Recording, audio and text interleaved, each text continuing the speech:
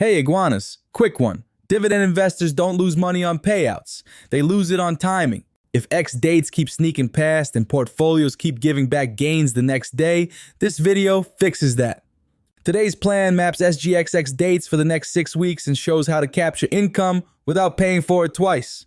Adapted from my latest in-depth Substack deep dive. I'm Iggy from the Investing Iguana, Singapore-based market analyst, helping investors turn complex market noise into simple, repeatable actions. Here's what's coming up. The core problem with X dates, the simple calendar and rules fix, September's cluster and why it matters, the mechanics that move prices, buy/hold, wait guidance on names mentioned in the article, a risk checklist that actually prevents mistakes, CPF/SRS usage to lift net returns, a 4-step execution ladder, second order effects, and the bottom line. Let's start with the pain. Many investors buy right before the X date to lock the dividend. The next morning, the stock opens lower by roughly the payout. Add spread and fees. Net result, the dividend was paid, but it wasn't free. It came out of the price. On SGX, settlement is T+2. That means record date sits 2 business days after the X date and isn't useful for execution timing. The takeaway here is simple. Income is predictable, price is not. Sequence beats headline yield. Quick gut check. Are positions being opened for dividends or for durable returns? A working system beats vibes. Build a 6-week map with 3 columns: X date, record date, and pay date. Then set staged bids that assume a gap close to the dividend size.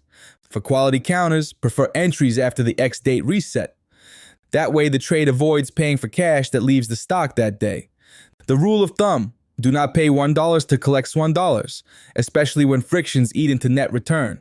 Ask this: if the price resets tomorrow, does buying now still make sense? September on SGX often bunches REITs and cyclicals into a tight X-date window. In this window, Capitaland India Trust on 8 SEP, OUE on 9 SEP, Sasor REIT on 11 SEP, and Riverstone on 16 SEP.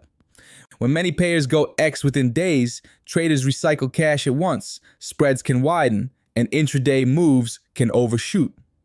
2 implications. First, entries just before cluster days face more event risk. Second, reinvestment flows after pay dates can lift the strongest names. Quick question: would a single missed fill be more painful than waiting 48 hours for a cleaner basis? Here's the engine. On X date, new buyers do not get the upcoming dividend. The opening price adjusts to reflect cash, leaving the entity. With T+2 settlement, trades on or after X date won't catch the record date. Buying for the dividend often disappoints because the mechanical drop plus spreads can exceed the payout. So think like an operator. Let price reset, then buy the future cash streams. Quick thought: would anyone pay a toll to drive in a circle?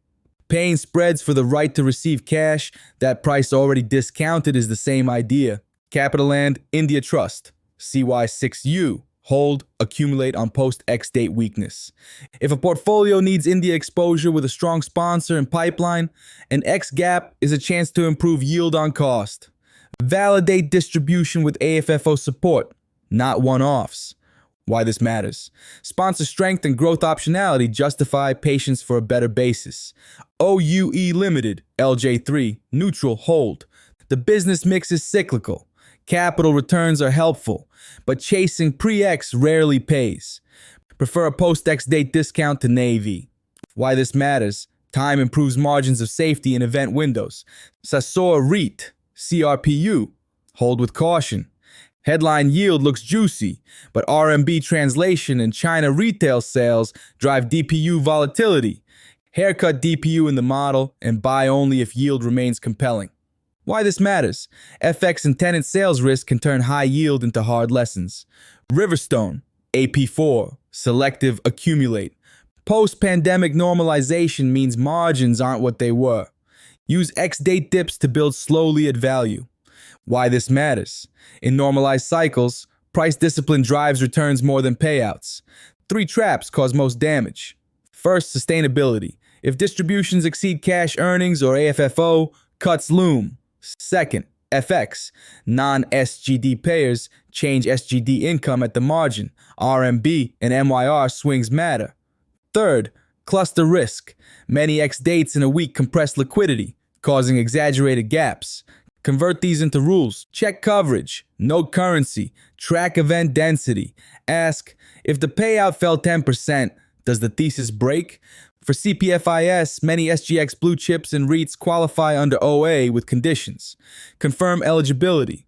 For SRS, contributions get tax relief, returns compound tax deferred, and only 50% of withdrawals are taxable after the statutory retirement age. For individuals, Singapore's one-tier system generally makes dividends from resident companies tax-exempt. Most REIT distributions are also not taxed for individuals when not received via a partnership or trade.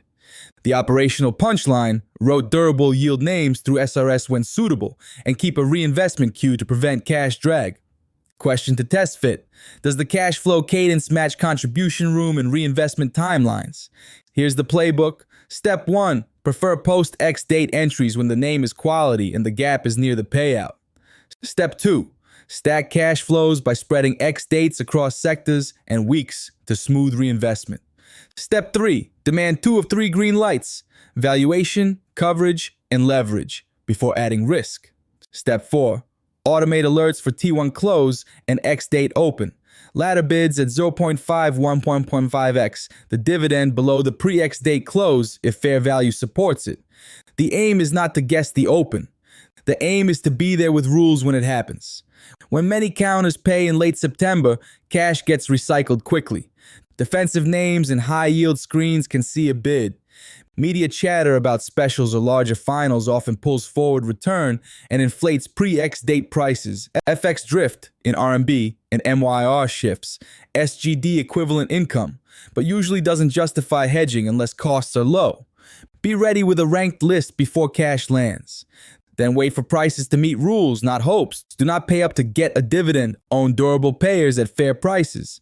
Let X dates do their mechanical work, then step in with discipline. Keep a live 6-week calendar, run the risk checklist, and execute the ladder. For SG investors using cash, CPFIS, or SRS, that's how income compounds without drama. In this window, the cleaner opportunities sit after the gap. Capitaland India Trust fits a holders accumulate on dips case if India exposure and sponsor backing round out a portfolio. Sasor's yield temps, but currency and tenant sales beta argue for a haircut in the model before any ads. OUE works better as a NAV discount hunt after X. Riverstone wants patience in staged entries. Across the board, the same rule applies. 2 of 3. Valuation, coverage, leverage must be green. For CPFIS and SRS holders, queue eligible counters ahead of pay dates so cash doesn't idle. Macro-wise, watch SGD versus RMB MYR for income translation and SG credit conditions for REIT refinancing costs. Call to action. What 3 names would go on a ranked reinvestment list if cash landed next Friday? We covered the real problem: timing, and the fix, a calendar with rules. We mapped the September cluster, walked the X-date mechanics, framed bio and hold weight guidance, ran the risk checklist, aligned CPF/SRS use, and laid out the execution ladder and second-order effects. You can take these lessons into a Singapore investing journey today. Build the 6-week calendar, set alerts, and prepare the ladder. If this helped, like the video, share it with another SG investor, and subscribe for more deep, SG-focused playbooks. For members, premium posts come with downloadable tables, watch lists, and model templates. Join the premium community to get the full data pack and monthly office hours. Next up, watch the REIT DPU stress test, gearing, ICR, and refinance math video to extend this playbook into valuation.